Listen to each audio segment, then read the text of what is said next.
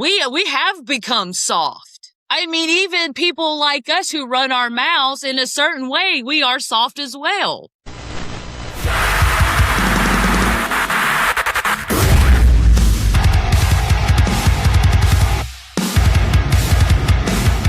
Patty, what is going on? Welcome to the podcast. Are you ready to let it rip? Let it rip, Tater Chip. Let's go. All right, we're going to get right into this, man. What was the breaking point for you to start the political commentary on your page and do it so fucking well?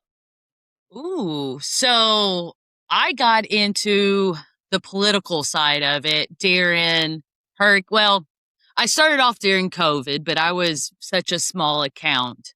But where I really blew up was during Hurricane Helene when it hit Western North Carolina and East Tennessee, and FEMA. I was a dog with a bone with FEMA because I had family that went through it. I knew people that went through it. So I was getting a lot of inside stuff and the lack of what their governor was doing for them, the mayor of Asheville, what he was not doing for them, how FEMA was coming through and, just not doing what they're put there to do.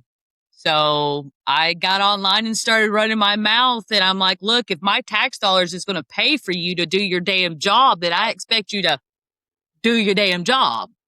So did you see any changes because of the uproar or the voices having big issue with what was going on? Because I remember around that time, like they were doing a lot of articles about how FEMA wouldn't even go and help houses that had Trump signs in the yard and shit like that. Like, did you see any drastic change, or what? Did it just kind of feel like you were running out of breath, screaming about how big of a problem it was? Do you remember that the FEMA director lost her job? There you go.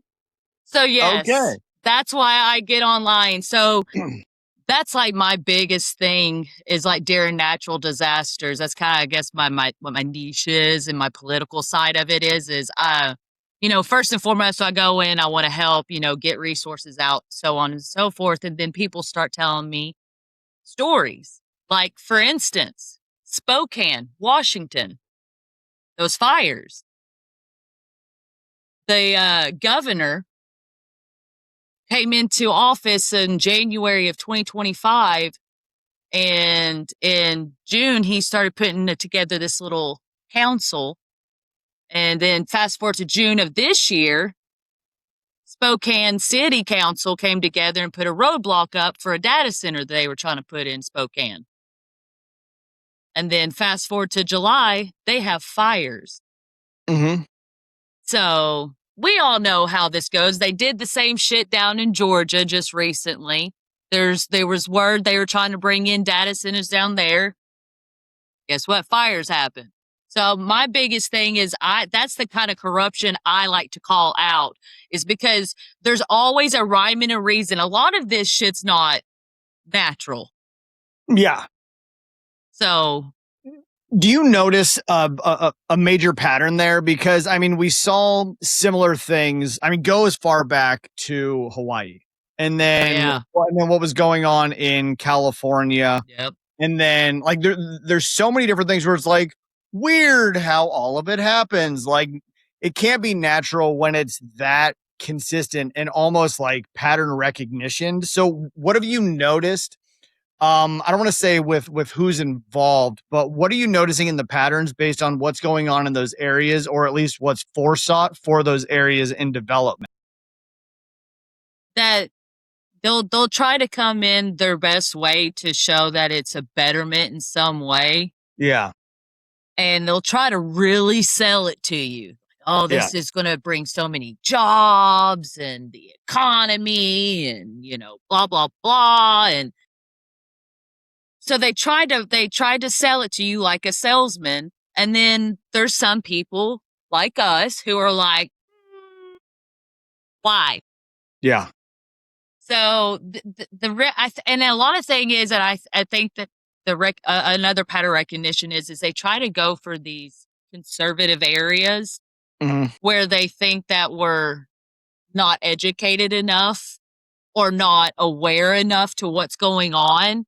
And cause like a lot of stuff that Western North Carolina, that whole area, like that is a conservative area. Outside of Asheville, it is. Yeah. Down where the fires were in Georgia, same thing. Up in Spokane, I didn't know this until the fires happened, and I started, talking to the people up there, asking them what they need. They're like, we're a very actual conservative area.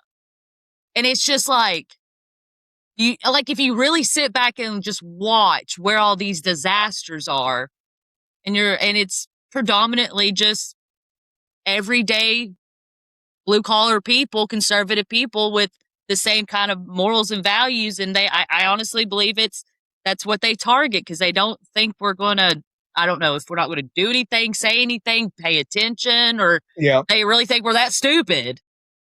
Do you think they assume that there's passivity, like they'll just kind of roll over? Yeah. Because I mean, as a whole, sadly to say, we're not what we were when we first started this country 250 years ago. We have become soft. I mean, even people like us who run our mouths in a certain way, we are soft as well. I mean, we have we have Islam. I'm not going to say radical because all of it is. Yeah. Islam in general. We're just out here. I mean, we'll sit here and I'm guilty as charged as well. And I ask myself this every damn day, what are we really going to do? We can run our mouths, but what are we really going to do? So that's why I think they take advantage of us in that way. Well, yeah, and I don't even think it's speculation at this point, and that's kind of the problem. Going back to the natural disasters, because good God, are we going to tap the fuck into that? You were saying like they always try to sell it as an optimistic, this is good for everyone. Do they try to sell it and then the disaster happens? Or because of the disaster, then they're like, hey, everybody be happy. Now we've got this to do. I think they try to sell it because just like in Western North Carolina, you really think that there was a hurricane that was 300 miles off the shore? A hurricane? Mm-hmm. A Cat 2 hurricane 300 miles from water in the mountains of Appalachia, honey. Yeah. Yeah. Just before that, it was known that those mountains are very rich in lithium. Mm-hmm. They've been trying to get those families off because those families in those mountains, that's generational. Yeah. Like that's passed down generation after generation. Those are that's mountain people. Love them to death. Those are some damn good people. But the government tries to come in because they know that these mountains are so enriched with lithium and everything that they try to go in and, do the salesman thing and let us tap into it and yada yada, we'll give you some percentage. And a lot of them are like, no, you're not, no. Yeah. I don't want to walk out my back door and see a lithium mine right there. I'm good. Yeah. So, and then push comes to shove, we have a hurricane. A lot of people lost their lives, their families, their houses. Same thing in Spokane. Have you done any research? And maybe we don't want to go down this rabbit hole too deep, but in how the natural disasters occur, cloud seeding, man-made like weather patterns and stuff. Lord, yeah, bro, they've been doing that shit for years before we were born. They were doing that shit. My dad was where I get a lot of my stuff from. My dad, he passed away when I was 15 on a motorcycle, but he was big into like my dad was conservative, but he wasn't conservative like political that side. You know what I mean? Like he was like we had said earlier. Yeah, like the morals, the values, the principles, just what he was as a person, as a man, as a father, as a husband, right? So, and he always told me, don't ever trust the damn government. I mean, and this is why, because they do so much. Like, it's like the Wizard of Oz. Don't look behind the curtain, bro. Pay no attention to the man behind the curtain. We use that analogy all the time. Don't pay attention. Don't watch what this hand's doing. Pay attention to this one. And that's where, and like, even in the MAGA movement, the MAGA, like, in the beginning, I voted for Trump. I don't regret voting for the man. I just not really too particular happy with how things are going right now. Wish some other things would happen. But with that whole movement, you have your conservatives and then you have like your far like nobody can do no wrong. You know Yeah. what I mean? Yeah. And it's just like I love them to death because I have friends that are that way. And we agree on some stuff and we disagree on some stuff, but we're still friends. And that's what I love the most about them. Oh, it But should it's be. just like, I have conversations like, bro, how are you not seeing this? How are you not questioning? Okay, because you talk about cloud seeding, you talk about them controlling the environment, but then you leave it at that. Mm-hmm. Why are you not asking more questions? Why are we not diving a little bit? Are we just hitting the hot topics and getting the clicks and moving on with life? Because this is literally they're playing with us. Do you think there's almost we could consider it outrage fatigue, information fatigue, or distraction fatigue, to where people they'll just repeat the talking points and say, okay, that makes enough sense for me. Yeah, I think it's sometimes I think they hit the topics, but sometimes I find it might is it fear that they don't want to dig deeper? Mm-hmm. You know what I mean? Because some Yeah. people, you go digging into this and start connecting people and families and generations involved in this and stuff. It's I mean, there's a Republican woke thing going on right now. I mean, Also, just like, yeah, we sit here and bitch about the far left, the woke left. We have it on our side too. yeah, and that's become extremely problematic to me. Before we had hit record, we were kind of making note of like conservative doesn't mean political ideology. I will say until I'm blue in the face, I'm conservative as fuck because I've got faith. I'm a family man. I have a distinct desire to become successful through the ambition that I have. I will do what it takes to ensure the fact myself, my family, my friends, my community, and my future stand a fighting chance. But that doesn't make me Republican or MAGA. It makes me sincere in the purpose I have on this planet. It's because you can just you can put it to the side that because as a man of faith, just like I'm sure we're on the same line on this, they're just men and women that we put into those positions. But I'm not going to sit here and worship and fall on every daggum word that these people say because they are human beings and Yeah. inherently flawed. Yeah. Well, and inherently flawed with accessibility to things that none of us, or offers or bribes that none of us would know how to Well, handle had they we come s- our direction too. We sit here and we also sit here and pound our chest about our forefathers. They told us not to do that. Yeah. I mean, let's take faith out of it. They told us, they're like, hey, look, if we stop doing what we were put here to do, fire our asses. Yeah. Well, originally, In a roundabout way. yeah. But I mean, it was supposed to be a political service position, not a career service position, Right. So at some point in time, you have to realize, like, I don't think there's just too many people, too many opinions, and too much accessibility to social media for everyone to rally around an individual. There's too many individuals who are ego driven that can really weave a good narrative for us to be able to just like land on somebody who's not being politically pushed, completely financially backed, or whatever the case may be. So, I mean, it isn't really a thing we can fix from the top down anymore. It No, has you to got be to a bottom start. up. Yeah, you got to start in your communities, man. I mean, whether it be school board, whether it be city council, what have you. That's where it starts. And furthermore, dig deeper, it starts in your house, dude. It starts with your spouse, your kids. It starts there because you have to lead by example, and they are the future.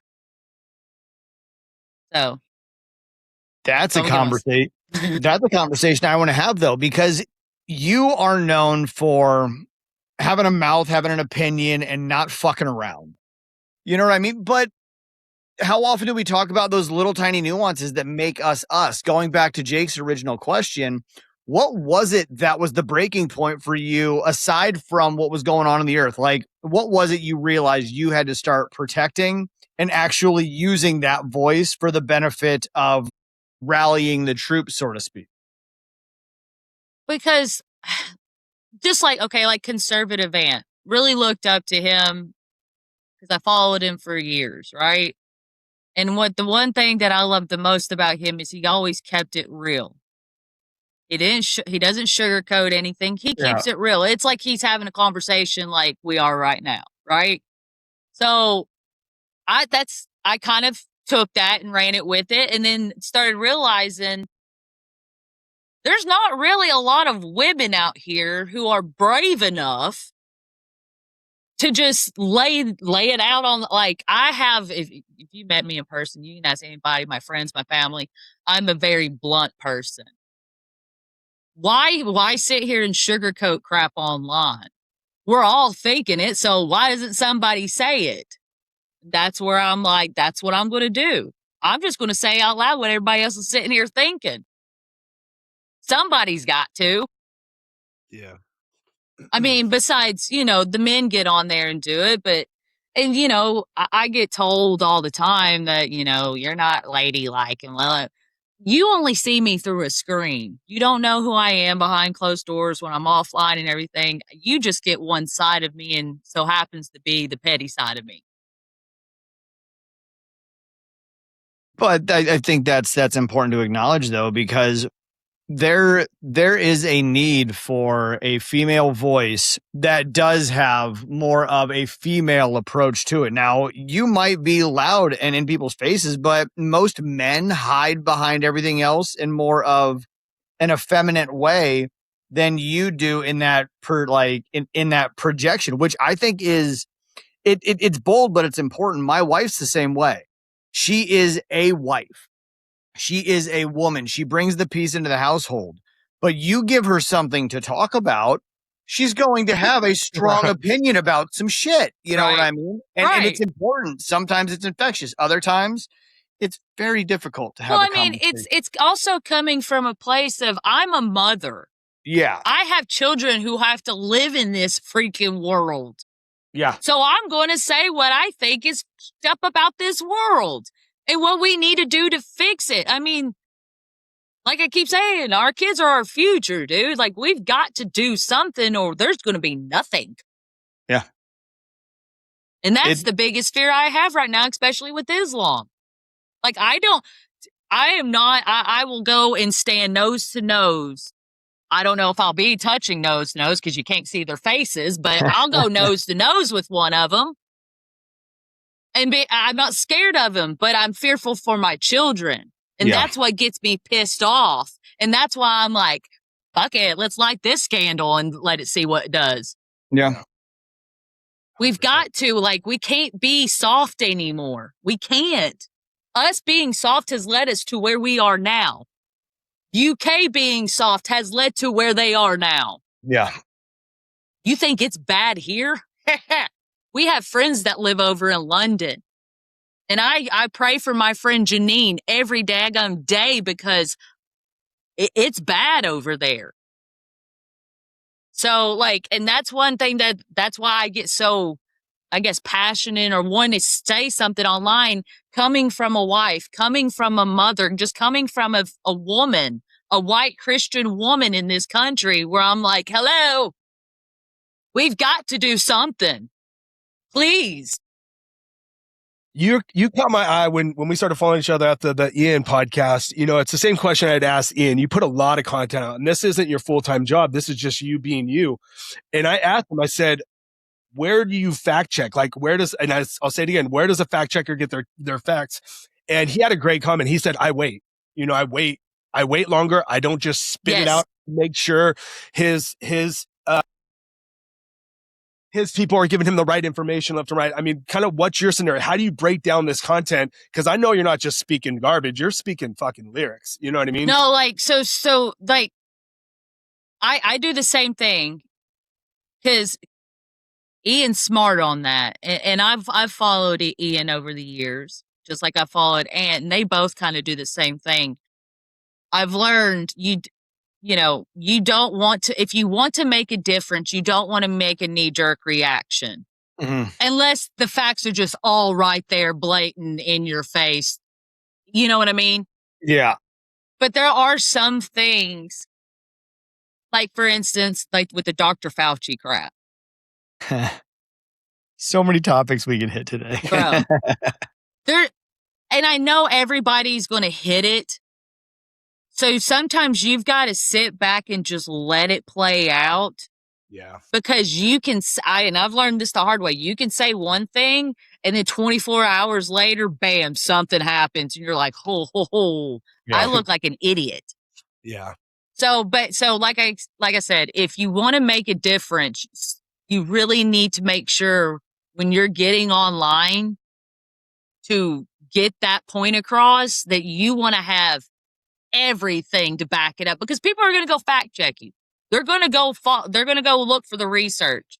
That's why, like, there's a lot of people that come to me and they're like this one mom over in California, she's like, hey, this high school has a trans boy on my daughter's volleyball team, and I really want you to say something about it and, name drop the school and everything. And I'm like, okay, do you have any articles? Is there any evidence of any, physical hurt or anything? Like, and I had to explain to her, like, there's one thing for me to get online and just be like, look here, such and such school, why you got a boy? Like, I get it. And in California, I open myself up. That's another thing. You open yourself up for legalities against you.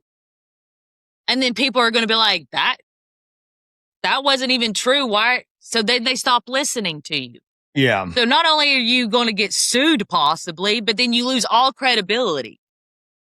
So I always, if I see something, I will start digging into Google, researching it. I mean, I will go into ChatGPT and start digging through there, making sure it's factual, it's right, I'm not missing anything, because I want to be taken serious when I get online and try to make a difference. You gotta have facts to back it up at the same time. Do you think that it becomes a little bit more difficult? One thing that I notice that created a lot of fatigue with me is most individuals online just want to be the first to have the opinion out there, not the first they to want have that the viral video. Yeah. And I mean, that's usually what leads the stupid. And the problem is the stupid tends to be the majority. I mean, luckily, a lot of you who I pay close attention to, because I want to go to the sources of the facts. I want to be able to know where it is the information comes from. And people like yourself or Ian, or like I pay very close attention to like Andy Priscilla when they do Real AF and actually go and do all that shit. And by the time I get the information, there's 30 other things that have become extremely problematic that's being shoved down your throat. And that's where a lot of the fatigue comes from. How do you keep up with all the things? Like, when you do have a full-time job, you are a mother and a wife, and now like you have to stay in the know in real time. How does that work? So every morning I get online, I always go to X. Yeah. X is where you're going to get, okay, what's the beef today? Right? And if you start, and that's one thing, like, you'll see the first video somebody posts of something, and you'll look and you'll be like, oh, they just posted that like an hour ago. Well, I'm going to go ahead and drop this. And they don't have that much information, but they're going to drop it. So when I see stuff like that, I just want to sit back, watch, because not everything I'm going to talk on, like, a lot of it is something that, like, is this really going to make a freaking difference? Yeah. You know what I mean? Now, there's sometimes that I get online, like this WNBA crap is freaking hysterical to me. So I will, because I can do serious on stuff that I really care about. And then there's some stuff like it's a trending topic, and I'm like, that's stupid. And I'll make fun of it just because I think it's funny. But like I said, not everything you have to talk on. You really need to ask yourself, is this going to make a hill of beans 24 hours from now? Or is this just some bullshit that's being talked about right now? Yeah. Is this going to matter to me 6 months, a year? what's this going to be like? That's where I see like data centers, Mhm. Islam, um, the Epstein list. Don't get me started on that one. All this massive fraud, like Ilhan Omar and all this and stuff. And I'm like, that's the stuff I'm like, are we going to do anything with this at all? So there, a lot of people that get on there and do that quick reaction stuff, they're just, I don't like it. I don't do that shit. I don't think they have an intent to make a difference at all. It's very self-driven for that virality. My question to you, with everything going on in the world, I think the biggest dilemma is it's a moving target, and it's with intent to make sure that no one knows where the root really is. It's always sleight of hand, look over here, look over here, look over here, look over here. Where You just said it. what? She said theater. Yeah. Oh, yeah. It's all pure theatrics. Yep. What do you think is the root? Like, what is it that needs to get the most attention most of the time? What's really going on deep down inside in our government? Mm-hmm. People really do need to follow the history. Yeah. They really need to dig in and really, because a lot of this stuff, it's a rinse and repeat, bro. I mean, like going back to Fauci, he did this shit back in the 70s with the AIDS. Here we are again with this shit. They try it all the time. So people need to start really digging into the meat and potatoes, bro. Like I don't know. There's a lot to it, and I think because we've all gotten so comfortable in what freedom looks like to us, it almost makes people believe that they would prefer to be less free just to be able to truly experience life. Even in my life, I was adopted at a really young age, and I always felt like an outsider looking in. I didn't realize how beautiful my life was. I didn't think I deserved the life that I was given, so I always looked for deeper problems to justify my misery. And I think at a larger scale, that's kind of where society is. They have such For a sure. beautiful life that they stand outside of it and don't believe they're deserving of it. So they find larger problems to justify why it's all not real, which makes all of it not real that much more empowering to the people who get free fucking everything, who don't really have to lift a finger to do fuck all. Even if you have a 9-to-5 job that pays you 6 figures, it's still not that hard of work. No. It's like this just professional victimhood. That's all it is. And like, and that's one thing that frustrates me the most is a little bit about my background. I grew up, my mom was 15 when she had me. Both of my parents worked a lot of jobs. We lived off the government. We had welfare. We had food stamps. Mhm. My mom had twins. One of the twins died when she was 20. My papaw, my mom's dad, who practically helped raise me, died from pancreatic cancer all of a sudden. Like, there was just trauma after trauma after trauma. 15, my dad gets killed on a motorcycle. More crap happens.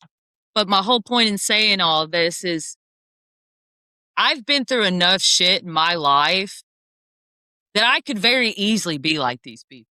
Mm-hmm. But the thing is there's some people who can't oh my God. They can't handle it. Yeah. They can't. And there's people that come at me all the time. I've been through this, I've been through that. And I'm like, I'm sorry. I hate that for you. But you can change the trajectory of your life. You don't have to live like that.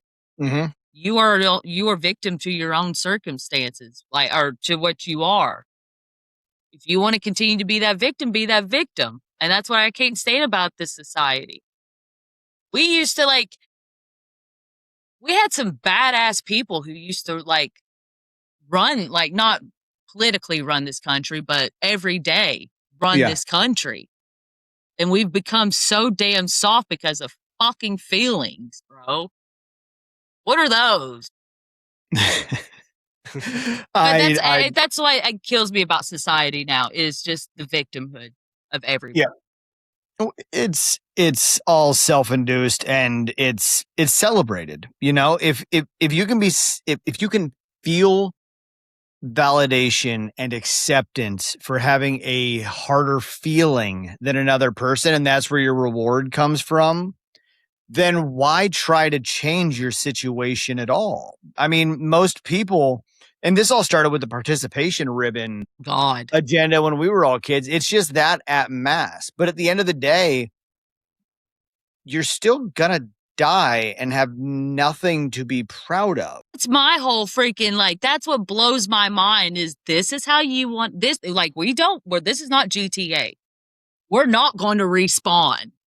But this is how you want to live your life in this absolute misery because somebody somewhere in your lifetime did you wrong? Like, come on. But then you want to sit there and act like you're more highly intellectually superior than me, but you can't even work through what happened. Yeah. Well, if you really look at it, it was can. obviously most things happen right about the pandemic is a really good like mile marker. Maybe not it all started, but it's a really good checkpoint that we can look at when what was it, like the hashtag Me Too stuff, and then victimhood blew up. It had a good moral standing that was then manipulated and ransacked by virtue signaling of victimization. But then it made victims of true crimes and victims of angry stepdads categorized in the same place.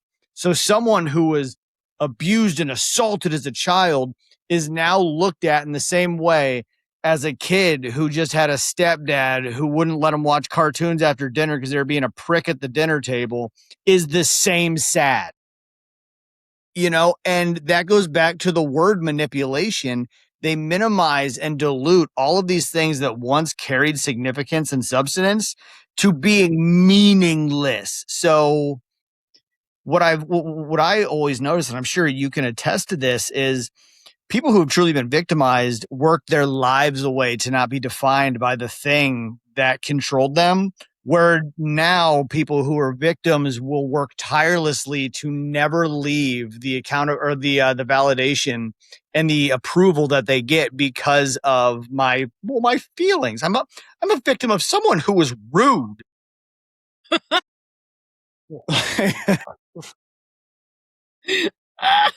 Oh God. But that's what it's come down to. It's the same thing we were saying with progressive now means nothing unless you want to be a human party clown. Conservative means nothing unless you're willing to abide, and just agree with everything. Yep. You know, but both of those words have significance from the root. Like it's like people can't have critical thinking anymore. No, it's one of the first things to go. Logical thoughts and critical thinking are just, it's like a unicorn. And that's what I feel like I get a lot of hate for saying what I say. And a lot of it is just like, and I'll answer people in my DMs who want to come at me sideways. Yeah. I'm like, I'll have a conversation with you. You don't have to be a fucking asshole about it. I'll talk to you and give you, one-on-one my point of view. And trying to sit here and just break it down for them in the most simplest thought processes ever, it always, like you said, goes back to the feelings. Mm-hmm. And I'm like, look, I don't know you from freaking Adam, dude. Why am I going to give a rat's ass about your feelings? I mean, I'm sorry. First and foremost, why are you a 40-something-year-old grown-ass man online crying about your feelings? Mm. I mean, don't get me wrong. I am for men's mental health, but that's... When you get online and you tell me you want me to die and tell me how you want me to die, that goes out the window, and I don't give a shit about you or your fucking feelings. Mm-hmm. So let's make that difference right there. I'm not an asshole. I'm not telling everybody. You're allowed to be on this podcast, by the way, so we're not stopping you. You had mentioned something earlier, though, that people do get to see only one side of you, and not to get too far on the side of like, what do you like to do for fun? But I mean, what is the Amber? What is the petty behind? You mentioned you're a mom, your Christian faith. Like, what do you do? Like, what are you outside of this? Because I mean, you do have a lot of content. You probably got to spend hours on this shit. But for the time you give to yourself and your family, what does that petty look like? Very boring. I'm just kidding. We my husband and I, we ride motorcycles. So, we're in the organization. It's called Combat Veterans Association. Or Combat Veterans Motorcycle Association. Sorry. But we ride a lot during the season. We go shooting, hunting. I mean, I guess I'm just a girl from the hills of Tennessee. I grew up, in the woods, playing in mud, four wheeling. I'm a redneck at heart. So, but a lot of times when I'm just being a mom, being there, being attentive to them, being with my husband, or just hanging out at home and being a homebody. We really don't go out much and interact with people. Because my husband's a Marine veteran, so he doesn't people very well. Okay. Yeah. But we try to do a lot, a lot in the association and in the community as far as veterans go. We are really involved. That is going to bring me to my next question. I haven't looked too far into if you do. Ian's got his modern exodus. Yeah. Do you have a community where you get women together, or is that something that maybe when the other political side of the influencer stuff slows down, that you would like to start a woman-based community? So funny enough, I'm actually was invited by the Women's for Gun Rights organization to DC in September.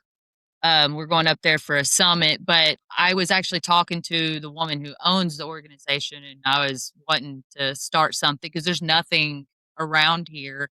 And, a bunch of women that are in the motorcycle association like me, or they're veterans as well. So I'm actually in the process of trying to get something like that started around here. Would that be more analog, more online, or a little bit of column A, a little bit of column B?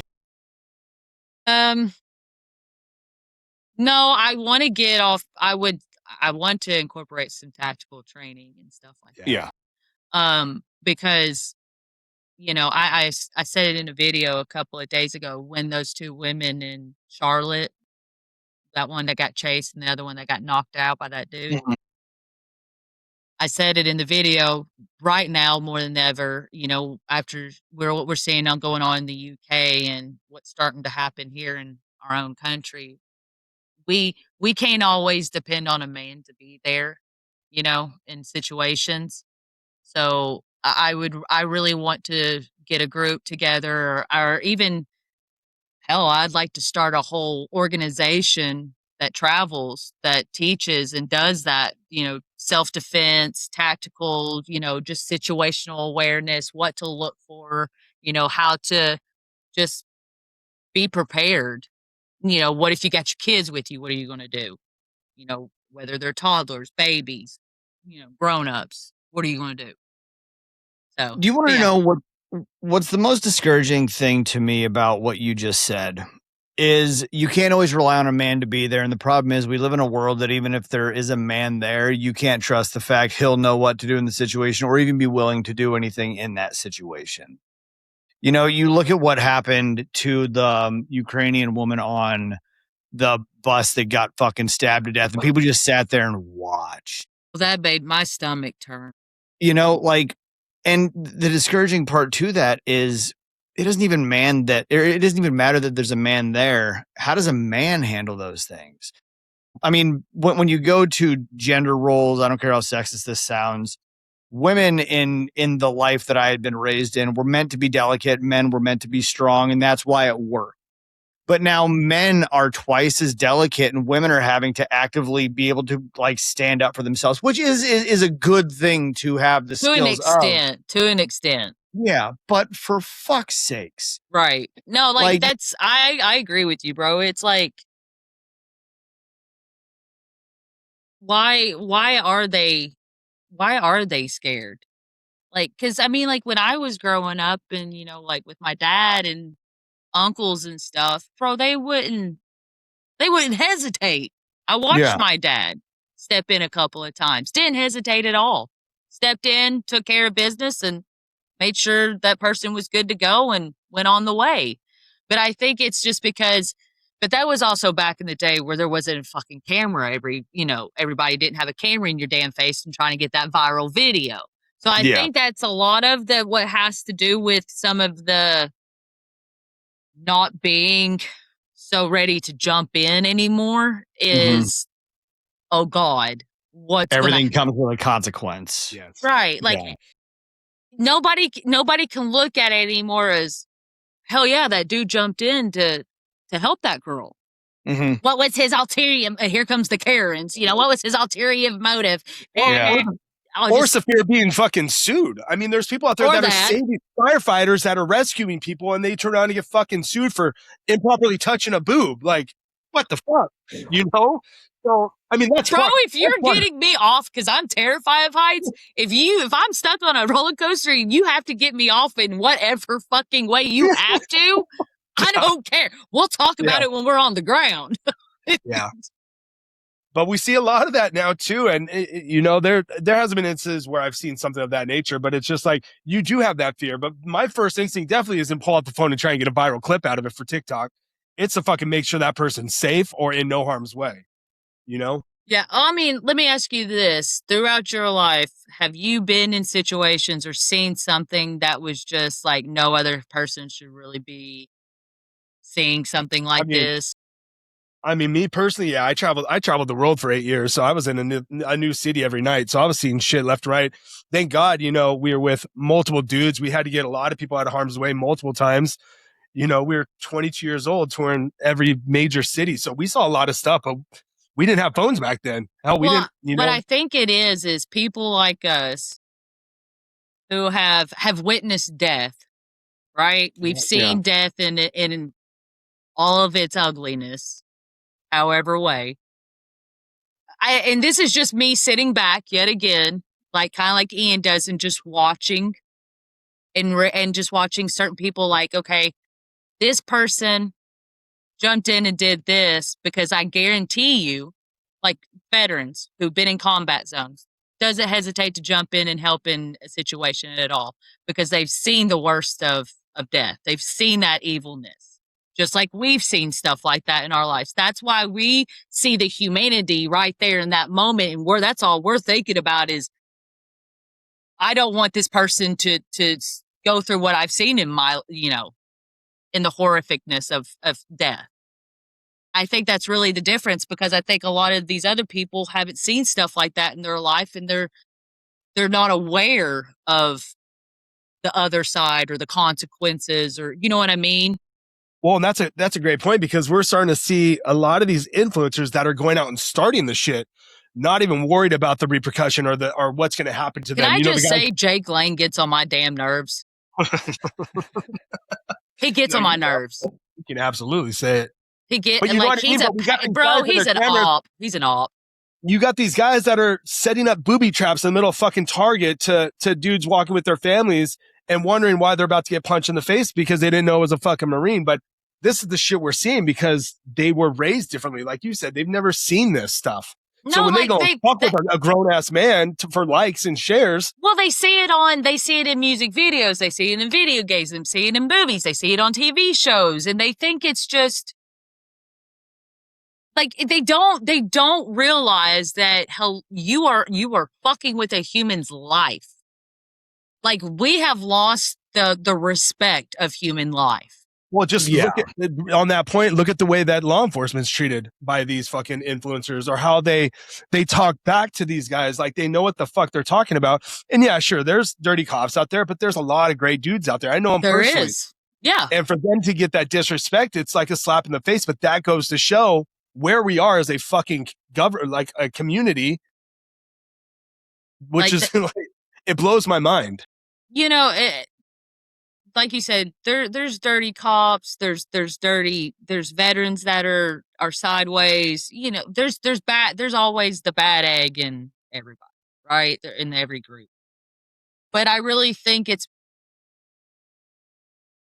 don't want to sound like cop out, but a lot of it is pushed from Hollywood of just the dehumanization, the disrespect, and then you're seeing also these Democratic politicians who are also doing the same thing of just dehumanizing these men and women who go and join the force to come out here and protect us every day. They act like they're just a bunch of evil, bad men and women who all they want to do is just go around and arrest everybody and make everybody's life a living hell. But damn sure when you're going on somewhere, anywhere, you got a freaking detail around your damn ass. You don't want to say nothing about that, but and another reason they want to get rid of it because they don't want checks and balances. They don't want law and order. They want to be able to bring their people in and just let everybody run amok and let our country just go to shit. That's why they don't want the police. That's why they don't want ICE. That's why they don't want the military. They don't want checks and balances. Well, I think there's a lot to be said about like it. Sorry, that was a rant. I love it.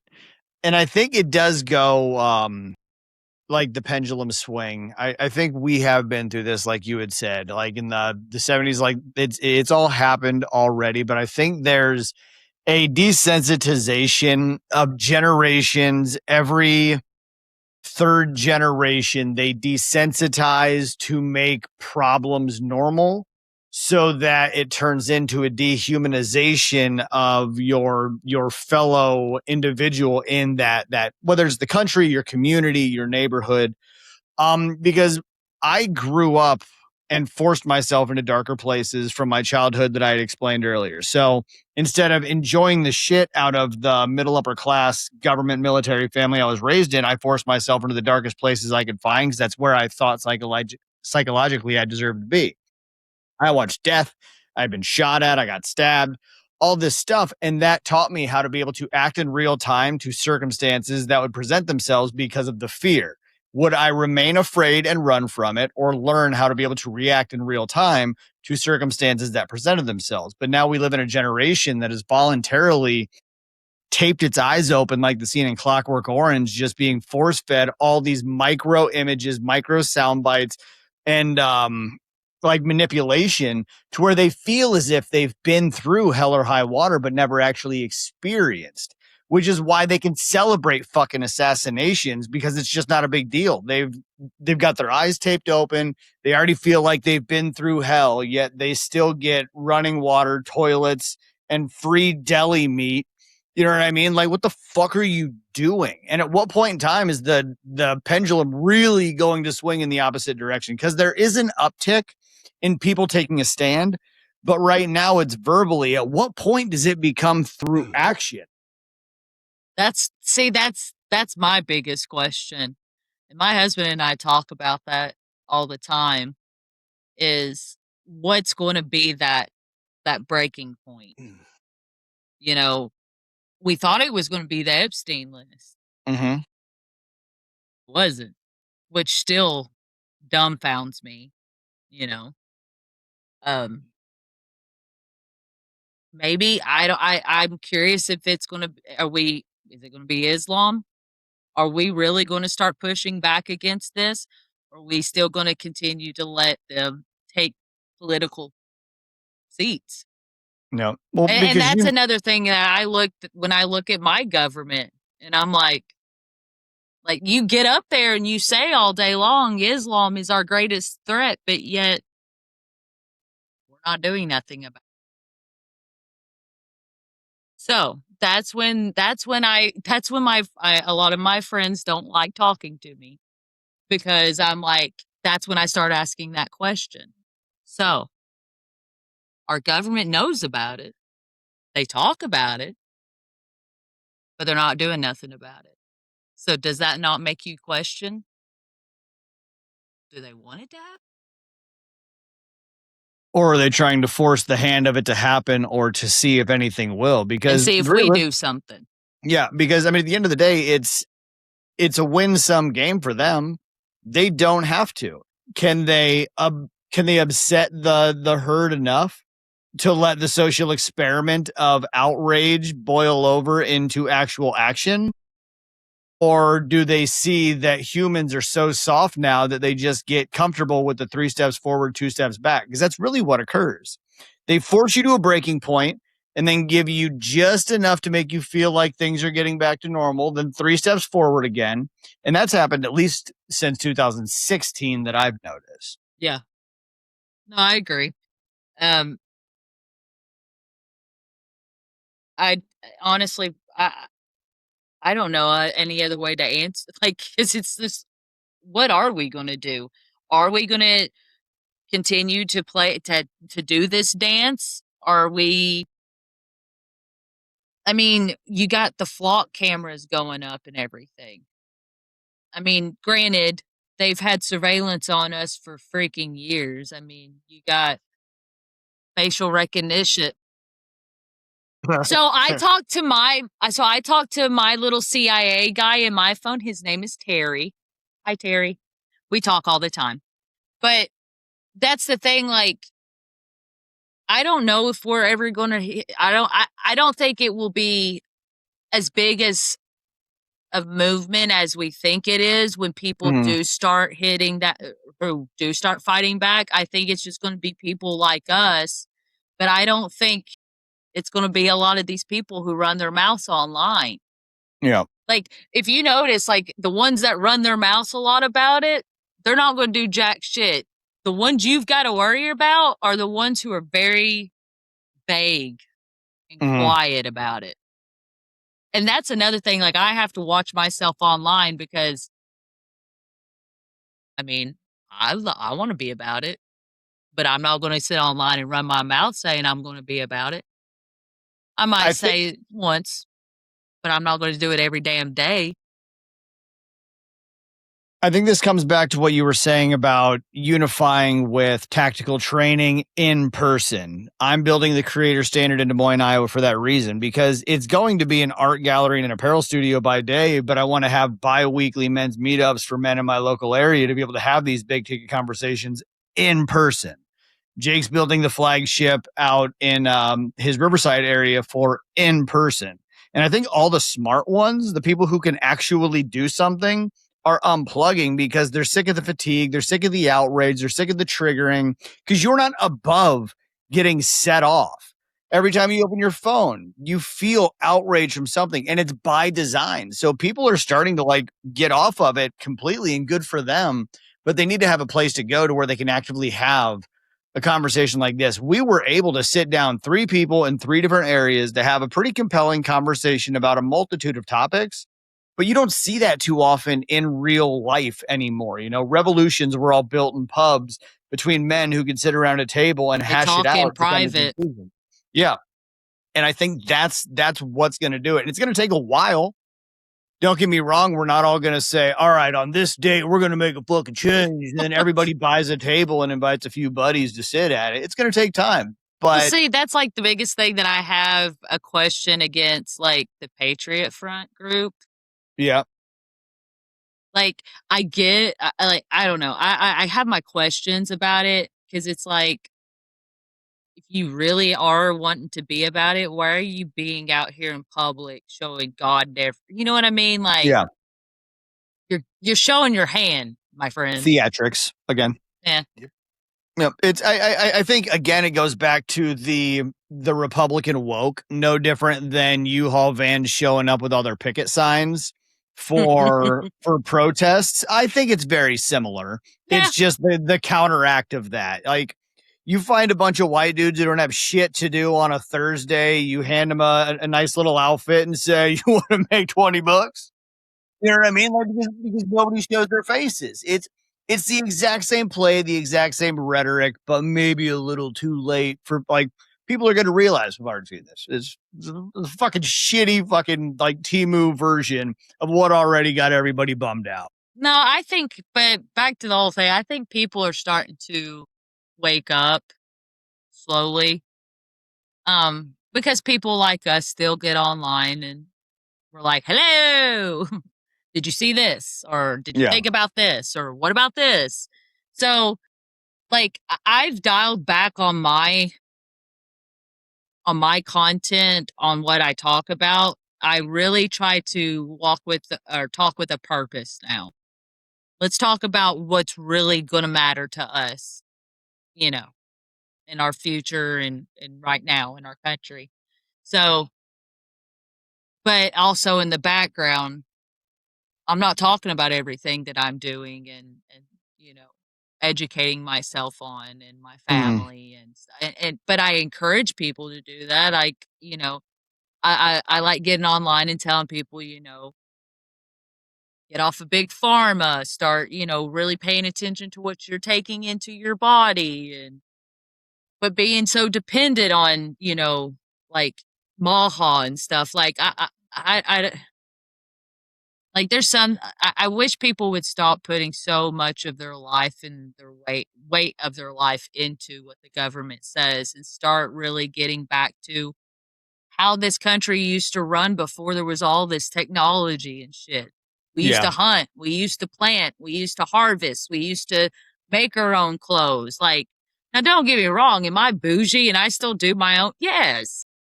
But I think we really, as America, we really need to start coming together and unifying if we really want to save our country and not just hitting talking points. We need to be about it. We need to put our money where our mouth is. With that said, Amber, and this is kind of how I usually will wrap up the conversation, is everything that you just said to the women listening to this podcast, or the clips that I put out in regards to trying to target, these women that want to do more, say more, be about it. What's the first step? What's your advice to just fucking wake up one day and just do it instead of talk about it or think about it? You really need to sit down with yourself. And first and foremost, you need to get into the word, because that has everything that you need to know right there. You can be a nurturer, you can be, as a mother, you can be a nurturer, but you're also the lioness behind the lion. So you guys really need to wake up and sit down with yourself, or while you're driving, turn the music off and really ask yourself the question: if something was to happen right now, what is going to be, what can I contribute to my husband to help? How am I going to be able to not only be a mother, but be a protector? Because that is part of being a mother, is a protector. So I've had to have that, like, just watching the last year of everything, especially after Charlie was assassinated and stuff. I was just like, okay. And then starting to see what happened in the UK, I really started asking myself that hard question of what the hell am I really going to contribute when shit goes sideways? And it's a harsh reality to look at. It's scary to look at. But you're going to have to either nut up or shut up. Are you really going to be a mama bear and be your husband's back, have your husband's back, or are we just going to talk about it? I mean, it's going to go there. It's going to go there. Don't think it's not. It's at our front door. I think it's the same aspect. They always say, like, the biggest issue is good men doing nothing. Now, I know I just butchered that, but it's the same thing. It's not just men that should stand up and do something before it's too late. But I think there's a lot of women out there, and I see it in you, my wife, Angela, Jake's wife, who actively take intentional roles in the household and with a group of women. That group could be 3, that group could be 30 or 300. It doesn't really matter, but it's realizing that if the biggest issue is good men and good women doing nothing until it's too late, it's to start doing something so that it doesn't have to be too Exactly. late. And that's why when Jake had said we were going to be sitting down with you, I was extremely thrilled to have the conversation because, like Jake said, we don't talk to many women. We're just dudes who listen to metal and are covered in tattoos who don't necessarily have huge female followings unless they're in the fitness world. But I love going this route because it gets down to the psychology and to culture in a much more deep, intentional manner. My wife is dedicated to health and to Christ and to all these things. And she'll meet with one woman and then three women and then It's a a group force of to be women. reckoned with, my friend. When you Yeah. have a group of women who are honed in on what their purpose is in this life, Yeah. you better move. Yeah. Because let me tell you, that I think every woman needs to really, like I said, sit down and figure out what's your intentions and what's your purpose in this life and what are you going to do? Yeah. Because, I mean, just like we saw this past week, you can be walking down the road, walking down the sidewalk, and get laid the fuck out if you're not paying attention. Yeah. So you need to walk everywhere you go, and everything you do needs to be with an intention and with purpose and with awareness. Mhm. Always be aware. Always. Head on a swivel. My husband tells me that every time I leave this damn house. Head on a swivel. Pay attention. Don't walk I with li- your face in your phone. I like that. Because it can happen. If you really don't think it can't happen to you, it's going to happen to you. That makes you that much more susceptible Let to me it tell happening. you, I can sit there. I walk, when I walk anywhere I go, yet again, my husband tells me my chin is to the deck. That means it is up and I am looking right at you in your face. I will walk by every man. If I'm by myself, I will walk by every man and look at them directly in their eyes. And they get about as far away from me as they possibly can, because that is the most intimidating thing. I don't know. Let me ask you, a woman walking with purpose and having her head held high and she's looking directly at you in the eye, what are you going to think? You going to Don't fuck fuck. with her? Don't fuck with it. Like, I'm not out here acting like I'm some Billy badass, but the more that you show that you're aware of that person being there, the more they're not going to fuck with you. Because they're going to be like, okay, this woman's paying the fuck attention. Where? You're What aware does of your she shit. know? So, just a tidbit of advice, ladies. I think that's amazing advice. I'm sure I'm sure both of your wives do it when they're. Yeah. Yeah. Katie will do it My to me. husband makes fun of me. I'm at the gym and he's like, you do not have to sit there and stare a hole through that. I was like, well, he was looking at me first. I have this conversation all the time. Yeah. I like the head on a swivel. I'm using that. The minute she leaves that house tomorrow morning to drop my girls off at school. Head on a swivel. I'm going to slide a knife across the table at her and give her a wink. Well, no, so I like your approach with the tactical. I like your approach with the tactical. That's something we've been talking about doing together. I've been through some stuff myself, but she's never even held a gun. And, just finding a place out here, I'm in California. I'm sure it's far and few. hard. It's far and few. So something like that would be, I would have a group of fucking 30 girls for your travel thing. So get that I'll going. let you know. I'll let you know. That's one more reason I'm opening basically a Robin Black fantasy factory out here. I'm opening a huge hub. Badass. That's just gonna have multiple. I want the room. When people say you need to get in the rooms, I'm building the room. I want the room where one night or 1 week Andy could come with first form and have every amenity for him at hand, or the next night throw a rock concert. The next That'd night, be awesome. It's gonna be the place. It's gonna be great. So same thing. Have your seminar there. We have a stage. Like, that's really what I'm building for, is to build this. Yeah. It's gonna be fucking sick. We need to do that. That's awesome. I like that. Yeah, let's. Hell yeah. We'll work that out. Yeah, I'm sure I want to run this back again. I would love to have you on, like, seasonal, you know what I mean? And really kind of keep up with what the fuck's going on in the world. You know what I mean? Oh, yeah. And kind of be our voice for the women. I would love that. And speaking of, Petty, where can people find you? Let's say you hit some people shout out every channel platform you got. All right, so I'm on TikTok. It's Petty Crocker 88. And yes, I was born in the year 1988. Jesus Christ. So young. Bro, I get told all the time, she's a Nazi, 88. I'm like, okay. So TikTok, Instagram, Petty Crocker 88, Facebook, it's Amber Ford, and on X, it's Puddin, Puddin. Well, listen, I appreciate your time. You were so quick to respond to do this. As I mentioned, we're a growing channel, but this is kind of the direction Mikey and I love taking, is these kind of conversations, and more women need to hear this. So we're thankful, and we need more people just like you. Aw, thanks. I had a good time. Great conversations, bro.